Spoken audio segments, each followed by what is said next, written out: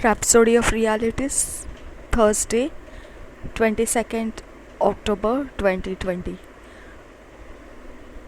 गुरुवार उसका 22 दिन है आज, 22 तारीख और अक्टूबर महीना है और 2020। रैप्सोडी ऑफ रियलिटीज़ में पास्टर क्रिस ओयाखिलोमे द्वारा हमें दिया गया आज जो वचन मनन करने के लिए जो संदेश हमें दिया गया है, आज उसका टॉपिक है जीसस इज़ हिमसेल्फ गॉड। हम इंग्लिश और हिंदी दोनों भाषाओं में इसे बहुत अच्छे तरह से समझने के लिए हम अपना ध्यान लगाएंगे इस वचन के ऊपर। कोलोसियों की पत्री 2 अध्याय 9 वचन में से यह विषय सिखाया जा रहा है। Jesus is himself God. प्रभु यीशु खुद परमेश्वर है।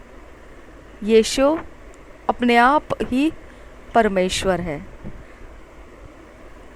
यीशु खुद परमेश्वर है। ठीक है, तो कोलोसियों की पत्री 2 अध्याय 9 में से इसे समझने के लिए दिया गया वचन है। हम पढ़ेंगे Colossians 2 chapter 9th verse, for in him dwelleth all the fullness of the Godhead bodily। हम हिंदी में पढ़ेंगे इसे। कोलोसियों की पत्री 2 अध्याय 9 वचन ऐसा कहता है, क्योंकि उसमें ईश्वरत्व की सारी परिपूर्णता सदेह वास करती है। After Jesus rose from the dead, He appeared to his disciples। जब प्रभु यीशु मसीह मुर्दों में से जिलाया गया, तब वह अपने चेलों को दिखाई दिया। But one of them, Thomas, was not there, so he doubted the resurrection of Jesus। परंतु एक जो चेला था, थोमा, वो वहाँ पर उस समय मौजूद नहीं था। यही कारण हुआ उसके लिए कि वह संदेह किया प्रभु यीशु मसीह के पुनरुत्थान होने के विषय में। Then Jesus appeared to the disciples on another occasion। This time Thomas was present and Jesus engaged him in a dialogue। अब दोबारा प्रभु यीशु मसीह चेलों को प्रकट हुआ एक अलग समय में, और उस समय थोमा वहाँ पर था और प्रभु यीशु मसीह थोमा के साथ बातों में जुड़ गया। He said to Thomas, उसने थोमा को बोला। यह विषय जॉन 20:27 में से लिया गया और यूहन्ना के 20 अध्याय के 27 वचन में इसमें ऐसा थोमा को प्रभु यीशु बोलना शुरू किया।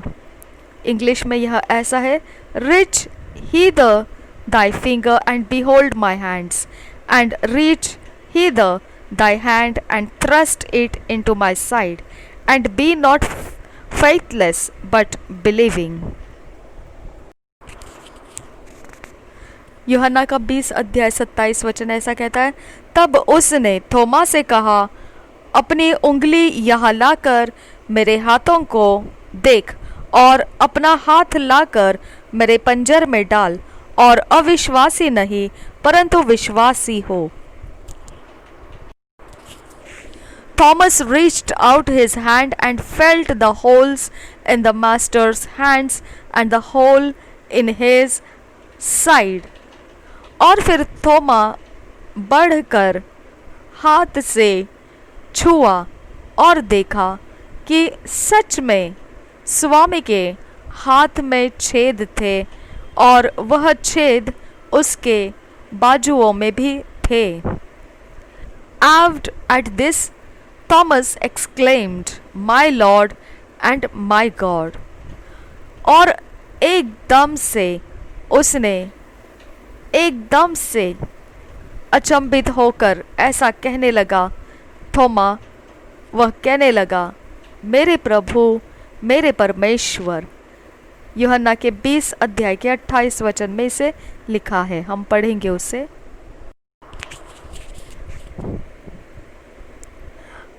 हे गुरु,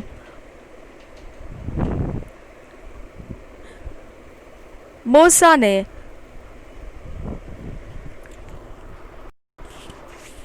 मैंने लूका सुसमाचार निकाला था, उससे पहले हमने यूहन्ना का पढ़ना है। यूहन्ना 20 अध्याय 28 वचन। यह सुन थोमा ने उत्तर दिया, हे मेरे प्रभु, हे मेरे परमेश्वर। When Thomas addressed Jesus as God, Jesus didn't say, "No, Thomas, don't call me God. You are going too far." जब थोमा ने यीशु मसीह को परमेश्वर संबोधित किया, तब प्रभु यीशु मसीह ने यह नहीं कहा कि नहीं थोमा, तू मुझे परमेश्वर मत बोल। तू काफ़ी दूर तक मेरा नाम परमेश्वर कहते हुए ले जा रहा है। He accepted it because Thomas spoke reality. प्रभु यीशु मसीह ने थोमा का ऐसा कहना कि प्रभु यीशु मसीह, हे परमेश्वर, ये कहना थोमा का प्रभु यीशु मसीह ने स्वीकारा। इसका कारण यह था कि थोमा ने सच्चाई को बोला था। Jesus is himself God. Yeshu खुद परमेश्वर है। He is the God that spoke to Moses in the burning bush. वही वो परमेश्वर है जिसने मूसा के साथ उस जलती हुई, जो अग्नि में जल रही घास जो देख रहा था मूसा, वह परमेश्वर उसमें से बात किया। ये वही परमेश्वर, और वह यह कहा था, वो यहोशुआ के सामने खड़ा हो गया और उसके साथ उसने यह बात बोला था। हम पढ़ेंगे वो कैसा बात बोला था। निर्गमन के 3 अध्याय के 5 वचन में उसने कहा, इधर पास मत आ और अपने पांवों से जूतियों को उतार दे, क्योंकि जिस स्थान पर तू खड़ा है वह पवित्र भूमि है। Jesus is God in a human body, but the people didn't know. Yeshu परमेश्वर है मनुष्य शरीर में, परंतु लोग उसको नहीं जानते। He is Adonai, the Lord God. वह अदोनाई है, प्रभु परमेश्वर। He was the one that said to Moses, "Your fathers Abraham, Isaac, and Jacob knew me as El Shaddai, but I am Jehovah." Exodus 6 chapter 3 verse. वह एकमात्र परमेश्वर है जिसने मूसा को इस प्रकार से कहा, जो निर्गमन के 6 अध्याय के 3 वचन में हम पढ़ सकते हैं। हम उसे पढ़ेंगे। मैं सर्वशक्तिमान ईश्वर के नाम से अब्राहम, इसहाक और याकूब को दर्शन देता था, परंतु यहोवा के नाम से मैं उन पर प्रकट न हुआ। जेहोवा इज याहवे। जेहोवा यह याहवे है। This is why the Jewish people had difficulty accepting Jesus Christ ordinarily, because they will have to confess that he is Adonai, which he is. यही कारण था यहूदियों को बहुत कठिन हो रहा था प्रभु यीशु मसीह को स्वीकारना सरलता से, क्योंकि अगर उन्होंने उसको स्वीकारा तो उनको यह कबूल करना पड़ेगा कि वह अदोनाय है, और वह था ही। They understood the implication, और यही वह फंसने वाली बात वह बहुत अच्छे से समझ रहे थे, इसीलिए वह आसानी से प्रभु यीशु मसीह को स्वीकार नहीं पा रहे थे। Think about it that seemingly ordinary man of Galilee was actually God Almighty walking the streets of Israel. सोच कर देखिए, साधारण सा एक मनुष्य गलीली में एक सच्चाई में परमेश्वर सामर्थ्य होकर चल रहा है उस इज़राइली सड़कों पर। They could not accept it. यही वो यहूदी लोग जो थे स्वीकार नहीं पा रहे थे। They condemned him to death, but he laid down his life as a lamb for their salvation. उन्होंने उसको दोषी ठहराया मृत्यु तक, परंतु उसने खुद अपने प्राण को नीचे रख दिया उनके उद्धार के लिए, एक मेमने की तरह। The Bible says, He was in the world, and the world was made by Him, and the world knew Him not. He came unto His own, and His own received Him not. John 1 chapter 10 to 11। पवित्र Bible ऐसा कहता है यूहन्ना के 1 अध्याय के 10 और 11 वचन में,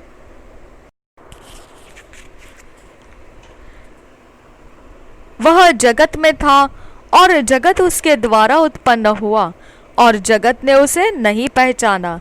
वह अपने घर आया और उसके अपनों ने उसे ग्रहण नहीं किया। The Apostle Paul tells us that in him dwells all the fullness of the Godhead bodily। जो पौलुस प्रेरित है वह इस बात को बताता है कि प्रभु यीशु मसीह में संपूर्णता परमेश्वर देह में था। When you see Jesus, you would not need to look out for the Holy Spirit or the Father. He is the complete embodiment of deity. जब आप यीशु को देखते हो तब आपको पवित्र आत्मा या फिर पिता को अलग से देखने की जरूरत नहीं है। वही खुद अपने आप में संपूर्ण देह में वह ईश्वरीयता धारण किए हुए हैं। प्रेयर, हम प्रार्थना में शब्दों को बोलेंगे। जो इंग्लिश में बोलना चाहे वह हम मेरे पीछे इंग्लिश में बोलेंगे, जो हिंदी में बोलना चाहे वह मेरे पीछे हिंदी में बोलेंगे। Precious Lord Jesus, you are my Lord and my God. You are my life, the one I live for and live unto. You are my everything and the reason for my existence. I worship you for who you are and thank you for revealing yourself to me today. आमेन। हम हिंदी में यह प्रार्थना करेंगे। बहुमूल्य प्रभु यीशु, तो मेरा प्रभु है और मेरा परमेश्वर। तो मेरा जीवन है। जो जीवन मैं जी रहा हूं उसमें तू है और तेरे लिए मैं जीवन जीता हूँ और तेरे लिए मैं जीवित हूँ। तू ही मेरा सब कुछ है और मेरे अस्तित्व का तू ही कारण है। मैं आराधना करता हूँ उसके लिए जो तू है और धन्यवाद करता हूँ तूने अपने आप को मुझ पर प्रकट किया आज। आमीन। आज वचन दिया गया है पढ़ने के लिए जॉन 1 chapter 1 to 3 verses। हम पढ़ेंगे।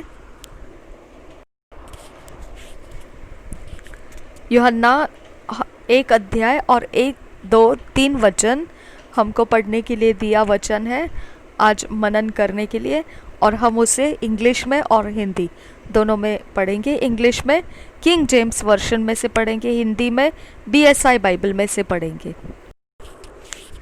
यूहन्ना John's gospel 1st chapter 1, 2 and 3 verse. In the beginning was the Word, and the Word was with God, and the Word was God. The same was in the beginning with God. All things were made by him, and without him was not anything made that was made. यूहन्ना का सुसमाचार 1 अध्याय 1, 2 और 3 वचन। आदि में वचन था, और वचन परमेश्वर के साथ था, और वचन परमेश्वर था। यही आदि में परमेश्वर के साथ था। सब कुछ उसी के द्वारा उत्पन्न हुआ, और जो कुछ उत्पन्न हुआ है उसमें से कोई भी वस्तु उसके बिना उत्पन्न नहीं हुई। 1 साल के बाइबल रीडिंग प्लान में जो वचन दिया गया अध्याय 1 Timothy 4th chapter 1 to 16 verse and Jeremiah 11th chapter and 12th chapter।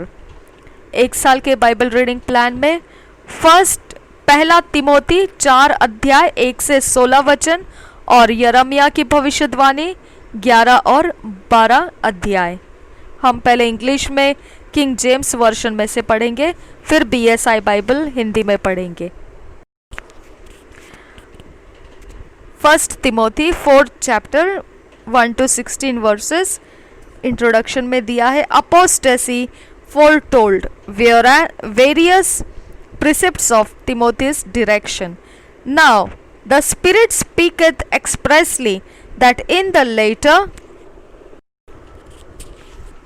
times some shall depart from the faith, giving heed to seducing spirits and doctrines of devils, speaking lies in hypocrisy, having their conscience seared with a hot iron, forbidding to marry, and commanding to abstain from meats, which God hath created to be received with thanksgiving of them which believe and know the truth. For every creature of God is good, and nothing to be refused, if it be received with thanksgiving, for it is sanctified by the word of God and prayer. If thou put the brethren in remembrance of these things, thou shalt be a good minister of Jesus Christ, nourished up in the words of faith and of good doctrine, whereunto thou hast attained, but refuse profane and old wives' fables, and exercise thyself rather unto godliness. For bodily exercise profiteth little, but godliness is profitable unto all things, having promise of the life that now is and of that which is to come. This is a faithful saying, and worthy of all acceptation. For therefore we both labor and suffer reproach, because we trust in the living God, who is the Saviour of all men, specially of those that believe. These things command and teach. Let no man despise thy youth, but be thou an example of the believers in word, in conversation, in charity, in spirit, in faith, in purity. Till I come, give attendance to reading, to exhortation, to doctrine. Neglect not the gift that is in thee, which was given thee by prophecy. With the laying on of the hands of the presbytery, meditate upon these things. Give thyself wholly to them, that thy profiting may appear to all. Take heed unto thyself and unto the doctrine, continue in them, for in doing this thou shalt both save thyself and them that hear thee. 1 तीमुथियुस 4 अध्याय पहले वचन से। झूठे शिक्षक। परंतु आत्मा स्पष्टता से कहता है कि आने वाले समयों में कितने लोग भरमाने वाली आत्माओं और दुष्ट आत्माओं की शिक्षाओं पर मन लगाकर विश्वास से बहक जाएंगे। यह उन झूठे मनुष्यों के कपट के कारण होगा जिनका विवेक मानो जलते हुए लोहे से दागा गया है, जो विवाह करने से रोकेंगे और भोजन की कुछ वस्तुओं से परे रहने की आज्ञा देंगे, जिन्हें परमेश्वर ने इसलिए सृजा कि विश्वासी और सत्य की पहचानने वाले उन्हें धन्यवाद के साथ खाए। क्योंकि परमेश्वर की सृजी हुई हर एक वस्तु अच्छी है और कोई वस्तु अस्वीकार करने की योग्य नहीं, पर यह कि धन्यवाद के साथ खाई जाए, क्योंकि परमेश्वर के वचन और प्रार्थना के द्वारा शुद्ध हो जाती है। मसीह यीशु का अच्छा सेवक। यदि तू भाइयों को इन बातों की सुधि दिलाता रहे तो मसीह यीशु का अच्छा सेवक ठहरेगा और विश्वास और उस अच्छे उपदेश की बातों से जो तू मानता आया है तेरा पालन पोषण होता रहेगा। पर अशुद्ध और बूढ़ियों की सी कहानियों से अलग रहे और भक्ति की साधना कर, क्योंकि देह की साधना से कम लाभ होता है, पर भक्ति सब बातों के लिए लाभदायक है, क्योंकि इस समय के और आने वाले जीवन की भी प्रतिज्ञा इसी के लिए है। यह बात सच और हर प्रकार से मानने की योग्य है, क्योंकि हम परिश्रम और यत्न इसीलिए करते हैं कि हमारी आशा उस जीवते परमेश्वर पर है, जो सब मनुष्यों का और निज करके विश्वासियों का उद्धार करता है। इन बातों की आज्ञा दे और सिखाता रहे, कोई तेरी जवानी को तुच्छ न समझने पाए, पर वचन और चाल चलन और प्रेम और विश्वास और पवित्रता में विश्वासियों के लिए आदर्श बन जा। जब तक मैं न आऊं तब तक पढ़ने और उपदेश देने और सिखाने में लौलीन रहे, उस वरदान के प्रति जो तुझ में है, और भविष्यवाणी के द्वारा प्राचीनों के हाथ रखते समय तुझे मिला था निश्चिंत मत रहे।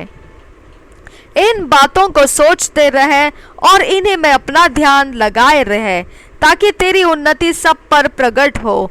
अपनी और अपने उपदेश की चौकसी रख, इन बातों पर स्थिर रह, क्योंकि यदि ऐसा करता रहेगा तो तू अपने और अपने सुनने वालों के लिए भी उद्धार का कारण होगा। Jeremiah 11th chapter Introduction. Jeremiah proclaims God's covenant. He rebukes the disobedient Jews. He prophesies evil to come upon them, etc. First verse से पढ़ेंगे. The word that came to Jeremiah from the Lord, saying, Hear ye the words of this covenant, and speak unto the men of Judah and to the inhabitants of Jerusalem, and say thou unto them, Thus saith the Lord God of Israel, Cursed be the man that obeyeth not the words of this covenant, which I commanded your fathers in the day that I brought them forth out of the land of Egypt from the iron furnace, saying, Obey my voice and do them, according to all which I command you. So shall ye be my people, and I will be your God, that I may perform the oath which I have sworn unto your fathers, to give them a land flowing with milk and honey, as it is this day. Then answered I and said, So be it, O Lord. Then the Lord said unto me, Proclaim all these words in the cities of Judah and in the streets of Jerusalem, saying, Hear ye the words of this covenant, and do them. For I earnestly protested unto your fathers in the day that I brought them up out of the land of Egypt, even unto this day, rising early and protesting, saying, Obey my voice. Yet they obeyed not, nor inclined their ear, but walked every one in the imagination of their evil heart. Therefore I will bring upon them all the words of this covenant, which I commanded them to do, but they did them not. And the Lord said unto me, a conspiracy is found among the men of Judah and among the inhabitants of Jerusalem. They are turned back to the iniquities of their forefathers, which refused to hear my words, and they went after other gods to serve them. The house of Israel and the house of Judah have broken my covenant which I made with their fathers. Therefore, thus saith the Lord, behold, I will bring evil upon them, which they shall not be able to escape, and though they shall cry unto me, I will not hearken unto them. Then shall the cities of Judah and inhabitants of Jerusalem go and cry unto the gods unto whom they offer incense, but shall not save them at all in the time of their trouble. For according to the number of thy cities were thy gods, O Judah, and according to the number of the streets of Jerusalem have ye set up altars to that shameful thing, even altars to burn incense up unto Baal. Therefore pray not thou for this people, neither lift up a cry or prayer for them. For I will not hear them in the time that they cry unto me for their trouble. What hath my beloved to do in mine house, seeing she hath wrought lewdness with many, and the holy flesh is passed from thee? When thou doest evil, then thou rejoicest. The Lord called thy name a green olive tree, fair and of goodly fruit. With the noise of a great tumult he hath kindled fire upon it, and the branches of it are broken. For the Lord of hosts that planted thee hath pronounced evil against thee. For the evil of the house of Israel and of the house of Judah, which they have done against themselves to provoke me to anger in offering incense unto Baal. And the Lord hath given me knowledge of it, and I know it. Then thou shewest me their doings, but I was like a lamb or an ox that is brought to the slaughter, and I knew not that they had devised devices against me, saying, let us destroy the tree with the fruit thereof, and let us cut him off from the land of the living, that his name may be no more remembered. But, O Lord of hosts, that judgest righteously, that triest the reins and the heart, let me see thy vengeance on them. For unto thee have I revealed my cause. Therefore, thus saith the Lord of the men of Anathoth, that seek thy life, saying, prophesy not in the name of the Lord, that thou die not by our hand. Therefore, thus saith the Lord of hosts, behold, I will punish them. The young men shall die by the sword, their sons and their daughters shall die by famine, and there shall be no remnant of them. For I will bring evil upon the men of Anathoth, even the year of their visitation.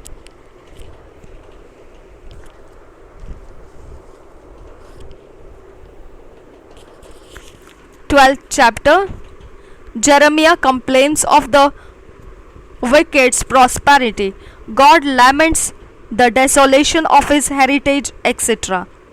Righteous art thou, O Lord, when I plead with thee, yet let me talk with thee of thy judgments.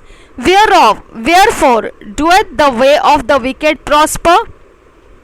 Wherefore are all they happy that deal very treacherously?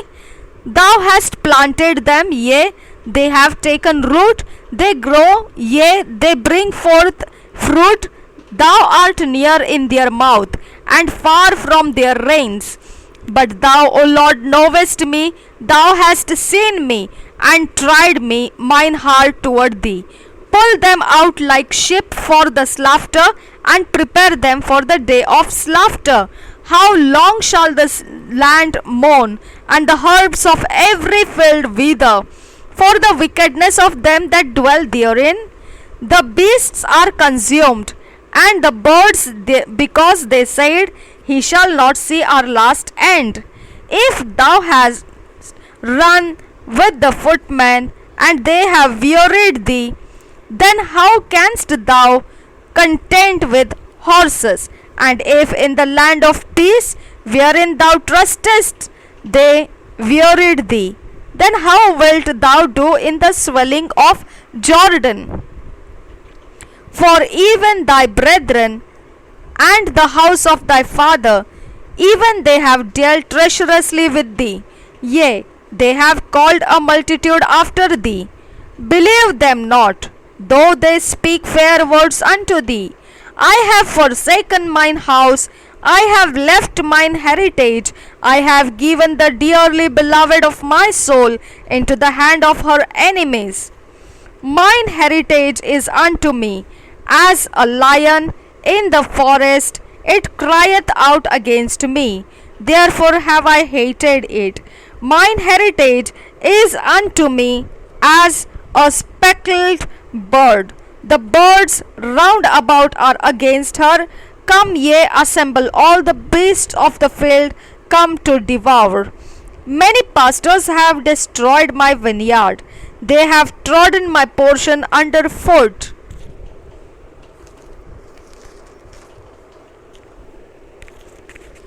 They have made my pleasant portion a desolate wilderness. They have made it desolate, and being desolate, it mourneth unto me. The whole land is made desolate, because no man layeth it to heart. The spoilers are come upon all high places through the wilderness.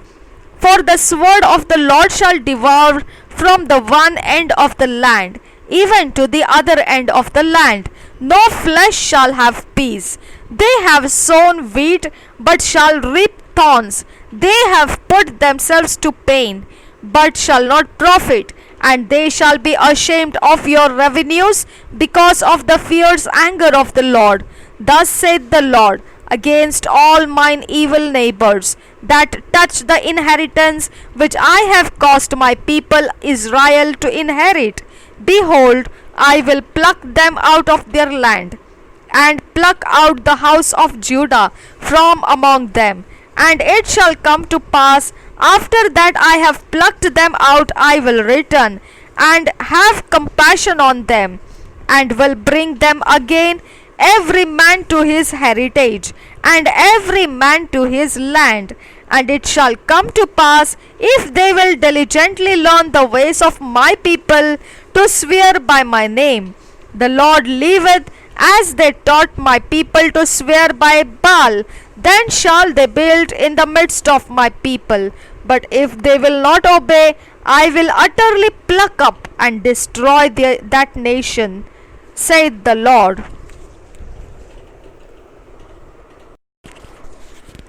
यरम्या की भविष्यवाणी 10 अध्याय। मूर्ति पूजा और सच्ची आराधना। पहले वचन से पढ़ेंगे। यहोवा यों कहता है, हे इज़राइल के घराने, जो वचन यहोवा तुमसे कहता है उसे सुनो। अन्य जातियों की चाल मत सीखो, न उनके समान आकाश के चिन्हों से विस्मित हो, इसलिए कि अन्य जाति लोग उनसे विस्मित होते हैं, क्योंकि देशों के लोगों की रीतियां तो निकम्मी है।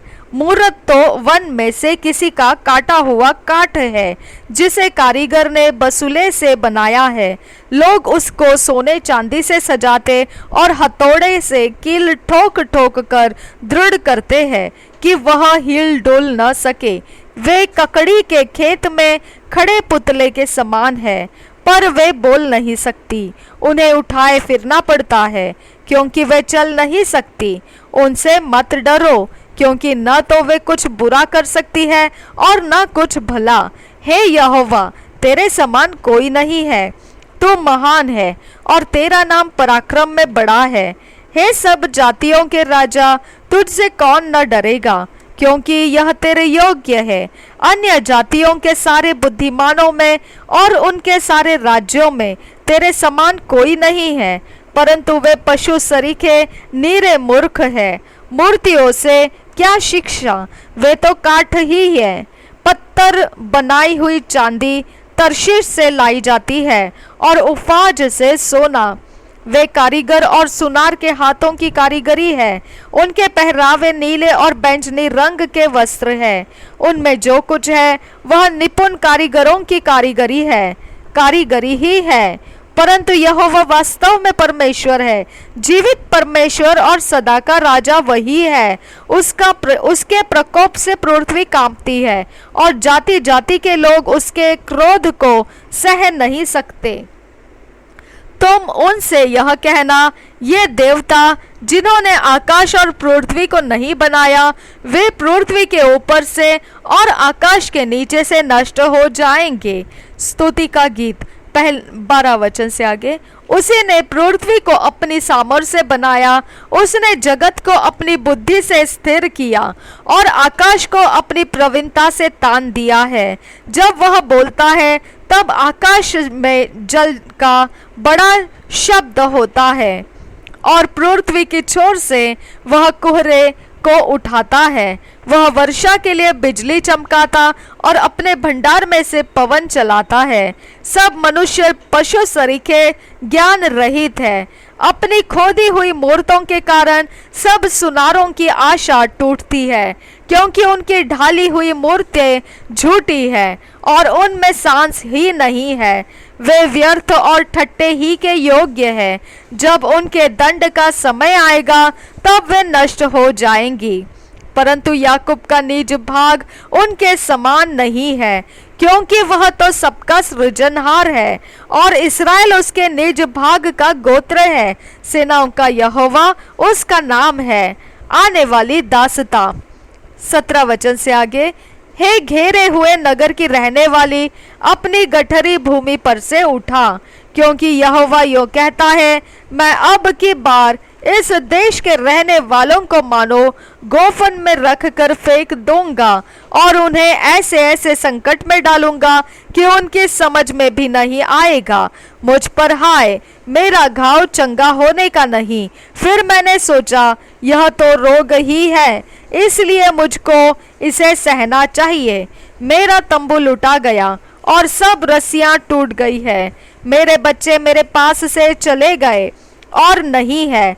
अब कोई नहीं रहा जो मेरे तंबू को ताने और मेरी कनाते खड़ी करे, क्योंकि चरवाहे पशु सरीखे हैं और वे यहोवा को नहीं पुकारते। इसी कारण वे बुद्धि से नहीं चलते और उनकी सब भेड़ें तितर बितर हो गई है।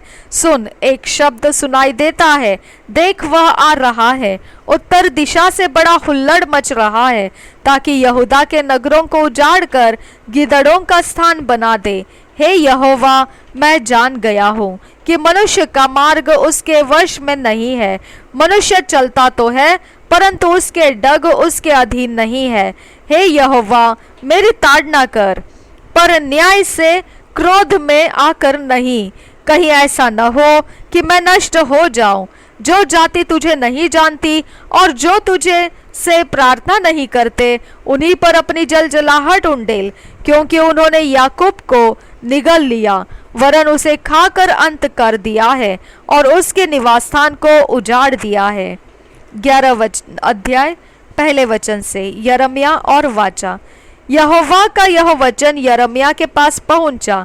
इस वाचा के वचन सुनो और यहूदा के पुरुषों और यरूशलेम के रहने वालों से कहो, उनसे कहो, इज़राइल का परमेश्वर यहोवा यूं कहता है, श्रापित है वह मनुष्य जो इस वाचा के वचन न माने, जिसे मैंने तुम्हारे पुरखाओं के साथ लोहे की भट्टी अर्थात मिस्र देश में से निकालने के समय यह कह के बांधी थी, मेरी सुनो और जितनी आज्ञाएं मैं तुम्हें देता हूँ उन सबों का पालन करो।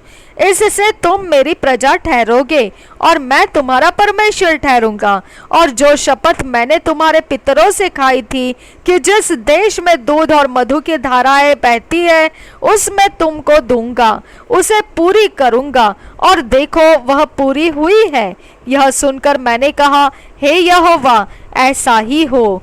तब यहोवा ने मुझसे कहा, ये सब वचन यहूदा के नगरों और यरूशलेम के सड़कों में प्रचार करके कह, इस वाचा के वचन सुनो और उसके अनुसार चलो, क्योंकि जिस समय से मैं तुम्हारे पुरखाओं को मिस्र देश से छुड़ा ले आया तब से आज के दिन तक उनको दृढ़ता से चिताता आया हूँ। मेरी बात सुनो। परंतु उन्होंने न सुनी और न मेरी बातों पर कान लगाया, किंतु अपने अपने बुरे मन के हट पर चलते रहे। इसलिए मैंने उनके विषय इस वाचा की सब बातों को पूर्ण किया है, जिसके मानने की मैंने उन्हें आज्ञा दी थी, और उन्होंने न मानी।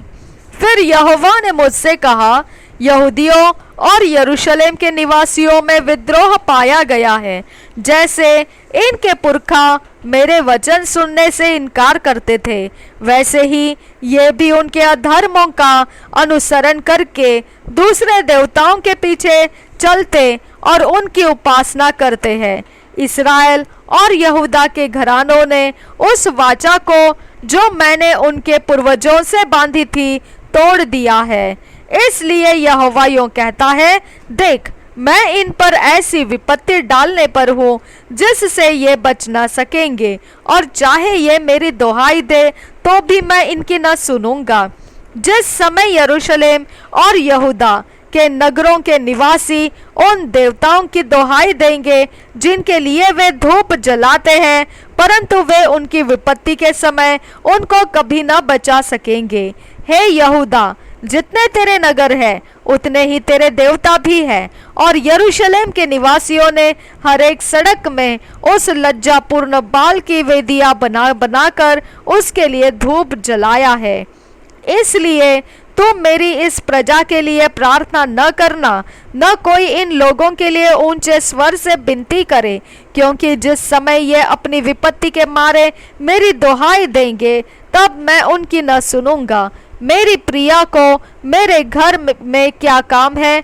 उसने तो बहुतों के साथ कुकर्म किया, और तेरी पवित्रता पूरी रीति से जाती रही है। जब तू बुराई करती है तब प्रसन्न होती है।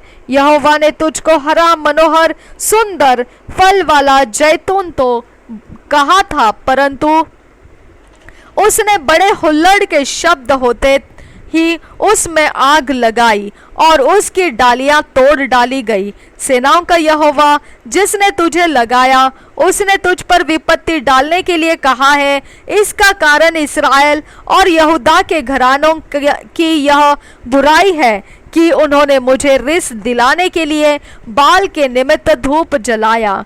यिर्मयाह के विरुद्ध षड्यंत्र। 18 वचन से आगे, यहोवा ने मुझे बताया और यह बात मुझे मालूम हो गई, क्योंकि यहोवा ही ने उनकी युक्तियां मुझ पर प्रकट की। मैं तो वध होने वाली भेड़ के बच्चे के समान अनजान था।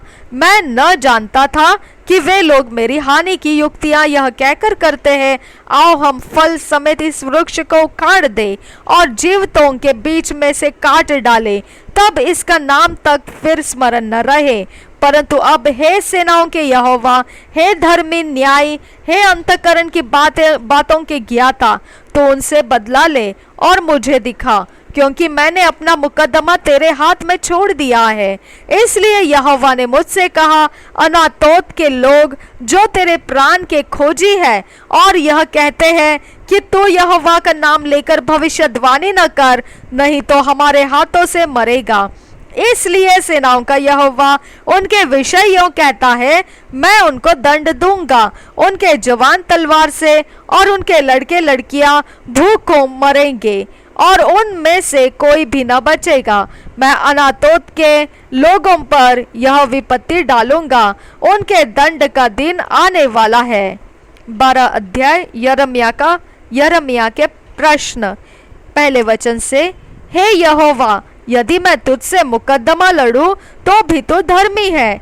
मुझे अपने साथ इस विषय पर वाद विवाद करने दे। दुष्टों की चाल क्यों सफल होती है? क्या कारण है कि विश्वासघाती बहुत सुख से रहते हैं, तो उनको बोता और वे जड़ भी पकड़ते, वे बढ़ते और फलते भी है, तो उनके मुंह के निकट है परंतु उनके मनों से दूर है। हे यहोवा, तू मुझे जानता है, तू मुझे देखता है, और तूने मेरे मन की परीक्षा करके देखा कि मैं तेरी और किस प्रकार रहता हूँ। जैसे भेड़ बकरियां घात होने के लिए झुंड में से निकाली जाती है, वैसे ही उनको भी निकाल ले और वध के दिन के लिए तैयार कर। कब तक देश विलाप करता रहेगा और सारे मैदान की घास सूखी रहेगी? देश के निवासियों की बुराई के कारण पशु पक्षी सब नष्ट हो गए हैं, क्योंकि उन लोगों ने कहा वह हमारे अंत को न देखेगा। तू जो प्यादों ही के संग दौड़कर थक गया है, तो घोड़ों के संग कैसे बराबरी कर सकेगा? और यद्यपि तू शांति के इस देश में निडर है, परंतु यरदन के आसपास के घने जंगल में तू क्या करेगा? क्योंकि तेरे भाई और तेरे घराने के लोगों ने भी तेरा विश्वासघात किया है। वे तेरे पीछे ललकारते हैं। यदि वे तुझसे मीठी बातें भी कहे, तो भी उनकी प्रतीति न करना। अपने लोगों के कारण परमेश्वर का दुख। 7 वचन से आगे, मैंने अपना घर छोड़ दिया, अपना निज भाग मैंने त्याग दिया है। मैंने अपनी प्राण प्रिया को शत्रुओं के वश में कर दिया है, क्योंकि मेरा निज भाग मेरे देखने में वन के सिंह के समान हो गया और मेरे विरुद्ध गरजा है।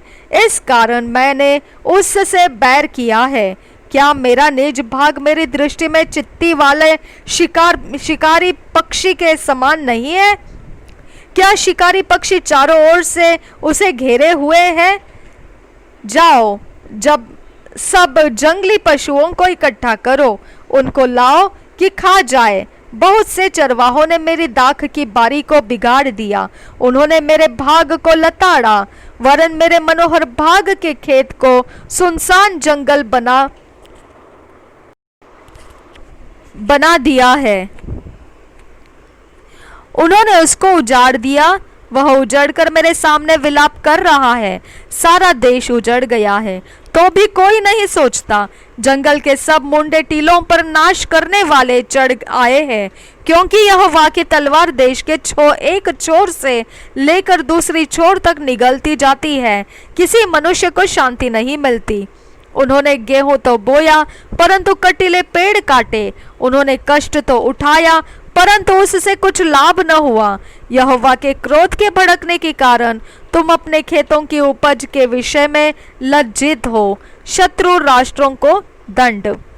14 वचन से आगे, मेरे दुष्ट पड़ोसी उस भाग पर हाथ लगाते हैं जिसका भागी मैंने अपनी प्रजा इस्राएल को बनाया है। उनके विषय यहोवा यूं कहता है, मैं उनको उनकी भूमि में से उखाड़ डालूंगा और यहूदा के घराने को भी उनके बीच में से उखाड़ूंगा। उन्हें उखाड़ने के बाद मैं फिर उन पर दया करूंगा और उनमें से हर एक को उसके निज भाग और भूमि में फिर से लगाऊंगा। यदि वे मेरी प्रजा की चाल सीख कर मेरे ही नाम की सौगंध, यहोवा के जीवन की सौगंध खाने लगे, जिस प्रकार से उन्होंने मेरी प्रजा को बाल की सौगंध खाना सिखलाया था, तब मेरी प्रजा के बीच उनका भी वंश बढ़ेगा। परंतु यदि वे न माने, तो मैं उस जाति को ऐसा उखाड़ूंगा कि वह फिर कभी न पनपेगी। यहोवा की यही वाणी है। 2 years बाइबल रीडिंग प्लान में हेब्रियूज 11 चैप्टर 1 to 16, यह है एजेकियल 21 चैप्टर। 2 साल के बाइबल रीडिंग प्लान में इब्रानी की पत्री 11 अध्याय 1 से 16 वचन और यहेजकियल की भविष्यवाणी 21 अध्याय। हम इंग्लिश किंग जेम्स वर्शन में से पढ़ेंगे और हिंदी BSI बाइबल में से। हम पहले इंग्लिश में पढ़ेंगे फिर हिंदी में। हेब्रियूज चैप्टर 11 फर्स्ट वर्स से 16 वर्स तक पढ़ेंगे। The nature and fruits of faith. Now, faith is the substance of things hoped for, the evidence of things not seen. For by it the elders obtained a good report. Through faith, we understand that the worlds were framed by the word of God, so that things which are seen were not made of things which do appear. By faith, Abel offered unto God a more excellent sacrifice than Cain, by which he obtained witness that he was righteous, God testifying of his gifts, and by it he being dead yet speaketh. By faith Enoch was translated that he should not see death, and was not found, because God had translated him.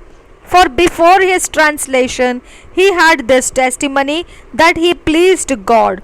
But without faith it is impossible to please him, for he that cometh to God must believe that he is, and that he is a rewarder of them that diligently seek him. By faith Noah, being warned of God of things that not seen as yet, moved with fear, prepared an ark to the saving of his house, by the which he condemned the world, and became heir of the righteousness which is by faith. By faith Abraham, when he was called to go out into a place which he should after receive for an inheritance, obeyed, and he went out, not knowing whither he went. By faith he sojourned in the land of promise, as in a strange country, dwelling in tabernacles with Isaac and Jacob, the heirs with him of the same promise. For he looked for a city which hath foundations, whose builder and maker is God. Through faith also Sarah herself received strength to conceive seed, and was delivered of a child when she was past age, because she judged him faithful who had promised. Therefore sprang there even of one, and him as good as dead, so many as the stars of the sky in multitude, and as the sand which is by the seashore innumerable. This all died in faith, not having received the promises, but having seen them afar off, and were persuaded of them, and embraced them, and confessed that they were strangers and pilgrims of the earth. For they that say such things declare plainly that they seek a country. And truly, if they had been mindful of that country from whence they came out, they might have had opportunity to have returned. But now they desire a better country, that is, an heavenly. Wherefore God is not ashamed to be called their God, for he hath prepared for them a city. इब्रानी की पत्री 11 अध्याय पहले वचन से 16 वचन तक पढ़ेंगे। विश्वास के उदाहरण। अब विश्वास आशा की हुई वस्तुओं का निश्चय और अनदेखी वस्तुओं का प्रमाण है, क्योंकि इसी के विषय में प्राचीनों की अच्छी गवाही दी गई। विश्वास ही से हम जान जाते हैं कि सारी सृष्टि की रचना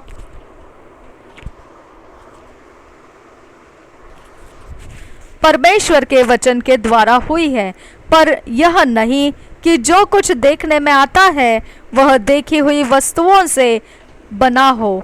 विश्वास ही से हाबिल ने काइन से उत्तम बलिदान परमेश्वर के लिए चढ़ाया, और उसी के द्वारा उसके धर्मी होने की गवाही भी दी गई, क्योंकि परमेश्वर ने उसकी भेंटों के विषय में गवाही दी, और उसी के द्वारा वह मरने पर भी अब तक बातें करता है। विश्वास ही से हनोक उठा लिया गया कि मृत्यु को न देखे, और उसका पता नहीं मिला, क्योंकि परमेश्वर ने उसे उठा लिया था, और उसके उठाए जाने से पहले उसकी यह गवाही दी गई थी कि उसने परमेश्वर को प्रसन्न किया है। और विश्वास बिना उसे प्रसन्न करना अनहोना है, क्योंकि परमेश्वर के पास आने वाले को विश्वास करना चाहिए कि वह है, और अपने खोजने वालों को प्रतिफल देता है। विश्वास ही से नूह ने उन बातों के विषय में जो उस समय दिखाई न पड़ती थी चेतावनी पाकर भक्ति के साथ अपने घराने के बचाव के लिए जहाज बनाया और उसके द्वारा उसने संसार को दोषी ठहराया और उस धर्म का वारिस हुआ जो विश्वास से होता है। विश्वास ही से अब्राहम जब बुलाया गया तो आज्ञा मानकर ऐसी जगह निकल गया जिसे मिरास में लेने वाला था और यह न जानता था कि मैं किधर जाता हूँ, तो भी निकल गया। विश्वास ही से उसने प्रतिज्ञा किए हुए देश में पराए देश में परदेशी के समान रहकर इसहाक और याकूब समेत जो उसके साथ उसी प्रतिज्ञा के वारिस थे तंबू में वास किया, क्योंकि वह स्थिर निवाला वाले नगर के बाट जोहता था जिसका रचने वाला और बनाने वाला परमेश्वर है। विश्वास से सारा ने आप बूढ़ी होने पर भी गर्भ धारण करने की सामर्थ पाई, क्योंकि उसने प्रतिज्ञा करने वाले को सच्चा जाना था। इस कारण एक ही जन से जो मरा हुआ सा था आकाश के तारों और समुद्र के तीर के बालों के समान अनगिनत वंश उत्पन्न हुए। ये सब विश्वास ही के दशा में मरे और उन्होंने प्रतिज्ञा की हुई वस्तुएं नहीं पाई, पर उन्हें दूर से देखकर आनंदित हुए और मान लिया कि हम पृथ्वी पर परदेशी और बाहरी हैं। जो ऐसी बातें कहते हैं वे प्रकट करते हैं कि स्वदेश की खोज में है, और जिस देश से वे निकल जाते थे यदि उसकी सुधि करते तो उन्हें लौट जाने का अवसर था, पर वे एक उत्तम अर्थात स्वर्गीय देश की अभिलाषी है। इसीलिए परमेश्वर उनका परमेश्वर कहलाने में उनसे नहीं लजाता, क्योंकि उसने उनके लिए एक नगर तैयार किया है।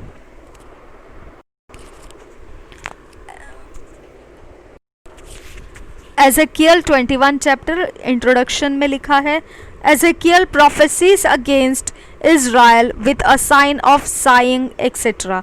फर्स्ट वर्स से पढ़ेंगे। And the word of the Lord came unto me saying, Son of man, set thy face toward Jerusalem, and drop thy word toward the holy places, and prophesy against the land of Israel, and say to the land of Israel, Thus saith the Lord, Behold, I am against thee, and will draw forth my sword out of his sheath, and will cut off from thee the righteous and wicked.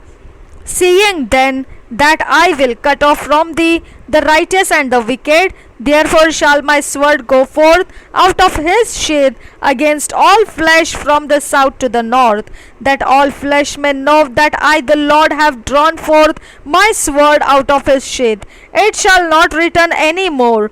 Sigh therefore, thou son of man, with the breaking of thy loins, and with bitterness sigh before their eyes. And it shall be when they say unto thee, Wherefore sighest thou? That thou shalt answer, For the tidings, because it cometh, and every heart shall melt, and all hands shall be feeble, and every spirit shall faint, and all knees shall be weak as water. Behold, it cometh, and shall be brought to pass, saith the Lord God. Again the word of the Lord came unto me, saying, Son of man, prophesy, and say, Thus saith the Lord, say, a sword is sharpened and also furbished. It is sharpened to make a sore slaughter. It is furbished that it may glitter. Should we then make mirth? It contamineth the rod of my son as every tree, and he hath given it to be furbished, that it may be handled.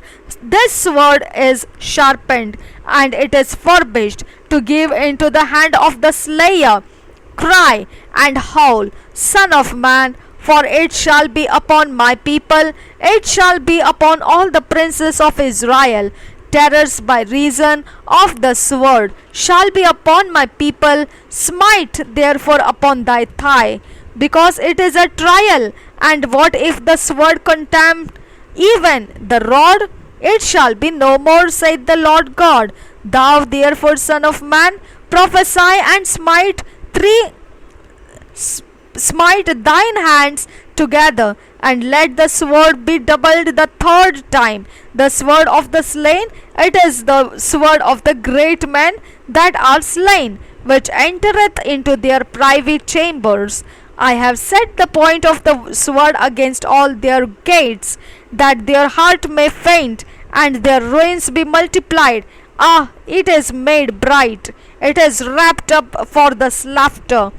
Go thee one way or other, either on the right hand or on the left, whithersoever thy face is set. I will also smite mine hands together, and I will cause my fury to rest. I, the Lord, have said it.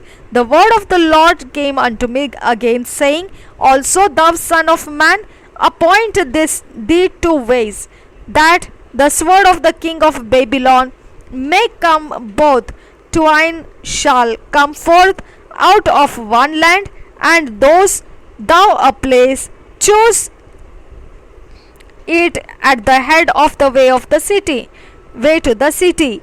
Appoint a way that the sword may come to Rabbath of the Ammonites, and to Judah in Jerusalem, the defenced. For the king of Babylon stood at the parting of the way, at the head of the 2 ways, to use divination. He made his arrows bright. He consulted with images. He looked in the lever. At his right hand was the divination for Jerusalem, to appoint captains to open the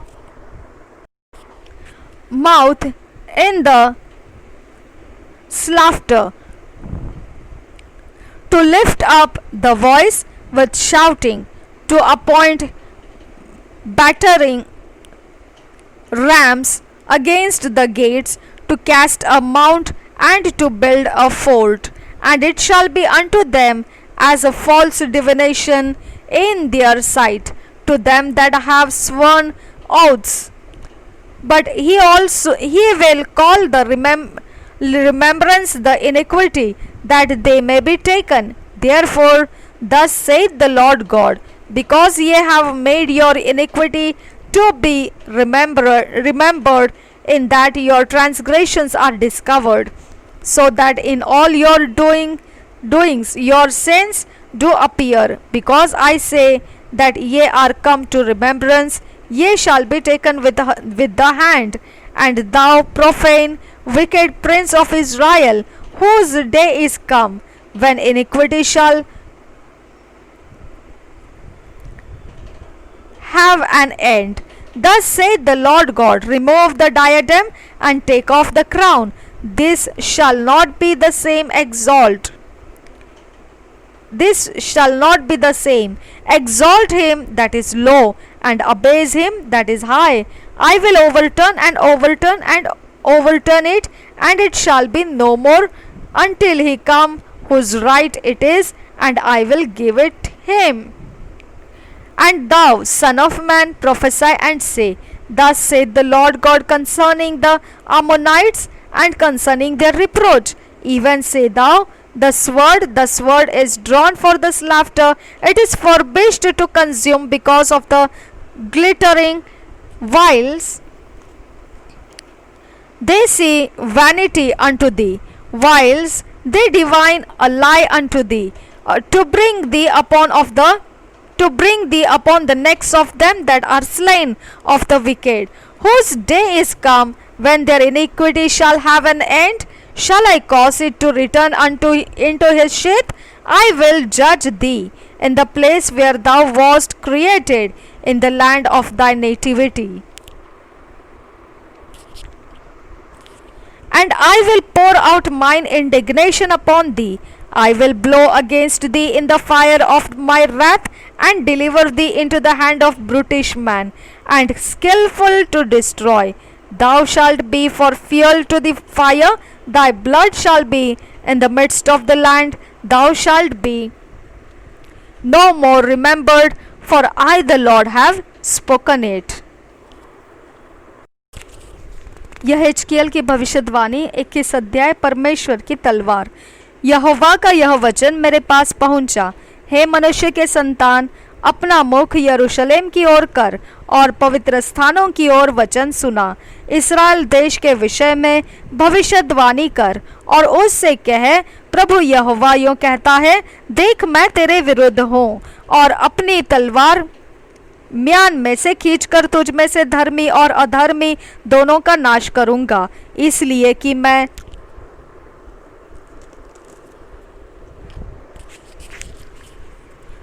तुझ में से धर्मी और अधर्मी सबका नाश करने वाला हूँ। इस कारण मेरी तलवार म्यान से निकलकर दक्षिण से उत्तर तक सब प्राणियों के विरुद्ध चलेगी। तब सब प्राणी जान लेंगे कि यहोवा ने म्यान में से अपनी तलवार खींची है और वह उसमें फिर रखी न जाएगी। इसलिए हे मनुष्य के संतान, तू आह मार, भारी खेद कर और टूटी कमर लेकर लोगों के सामने आह मार। जब वे तुझसे पूछे तू क्यों आह मारता है, तब कहना समाचार के कारण, क्योंकि ऐसी बात आने वाली है कि सबके मन टूट जाएंगे और सबके हाथ ढीले पड़ेंगे, सबकी आत्मा बेबस और सबके घुटने निर्बल हो जाएंगे। देखो, ऐसी ही बातें आने वाली है और वह अवश्य पूरी होगी। परमेश्वर यहोवा की यही वाणी है। फिर यहोवा का यह वचन मेरे पास पहुंचा, हे मनुष्य के संतान, भविष्यद्वाणी करके कह, परमेश्वर यहोवा यूं कहता है, देख सान चढ़ाई हुई तलवार और झलकाई हुई तलवार, वह इसलिए सान चढ़ाई गई कि उससे घात किया जाए और इसलिए झलकाई गई कि बिजली के समान चमके। तो क्या हम हर्षित हो? वह तो यहोवा के पुत्र का राजदंड है और सब पेड़ों को तुच्छ जानने वाला है। वह झलकाने को इसलिए दी गई कि हाथ में ली जाए, वह इसलिए सान चढ़ाई और झलकाई गई कि घात करने वालों के हाथ में दी जाए। हे मनुष्य के संतान, चिल्ला और हाय हाय कर, क्योंकि वह मेरी प्रजा पर चला चाहती है, वह इस्राएल के सारे प्रधानों पर चला चाहती है। मेरी प्रजा के संग वे भी तलवार के वश में आ गए। इस कारण तू अपने छाती पीट, क्योंकि सचमुच उसकी जांच हुई है, और यदि उसे तुच्छ जानने वाला राजदंड भी न रहे तो क्या परमेश्वर यहोवा की यही वाणी है। इसलिए हे मनुष्य के संतान, भविष्यद्वाणी कर और हाथ पर हाथ दे मार, और 3 बार तलवार का बल दुगुना किया जाए। वह तो घात करने की तलवार वरन बड़े से बड़े के घात करने की तलवार है, जिससे कोठरियों में भी कोई नहीं बच सकता। मैंने घात करने वाली तलवार को उनके सब फाटकों के विरुद्ध इसलिए चलाया है कि लोगों के मन टूट जाए और वे बहुत ठोकर खाए। हाय हाय, वह तो बिजली के समान बनाई गई और घात करने को सान चढ़ाई गई है। सिकोड़ कर दाहिने ओर जा, फिर तैयार होकर बाई ओर मोड़, जिधर भी तेरा मुख हो। मैं भी ताली बजाऊंगा और अपनी जलजलाहट को ठंडा करूंगा। मुझ यहोवा ने ऐसा कहा है। बेबीलोन के राजा की तलवार। 18 वचन से आगे, फिर यहोवा का यह वचन मेरे पास पहुंचा, हे मनुष्य के संतान, 2 मार्ग ठहरा ले कि के बेबीलोन के राजा की तलवार आए। दोनों मार्ग एक ही देश से निकले। फिर एक चिन्ह कर, अर्थात नगर के मार्ग के सिर पर एक चिन्ह कर। एक मार्ग ठहरा कि तलवार अम्मोनियों के रब्बा नगर पर और यहूदा देश के गढ़वाले नगर यरूशलेम पर भी चले, क्योंकि बेबीलोन का राजा तिरमुहाने अर्थात दोनों मार्गों के निकलने के स्थान पर भावी बूझने को खड़ा हुआ है। उसने तीरों को हिला दिया और गृह देवताओं से प्रश्न किया और कलेजे को भी देखा। उसके दाहिने हाथ में यरूशलेम का नाम है कि वह उसकी ओर युद्ध के यंत्र लगाए और गला फाड़ कर घात करने की आज्ञा दे और ऊंचे शब्द से ललकारे, फाटकों की ओर युद्ध के यंत्र लगाए और दमदमा बांधे और कोट बनाए। परंतु लोग तो उस भावी कहने को मिथ्या समझेंगे। उन्होंने जो उनकी शपथ खाई है, इस कारण वह उनके अधर्म का स्मरण कराकर उन्हें पकड़ लेगा।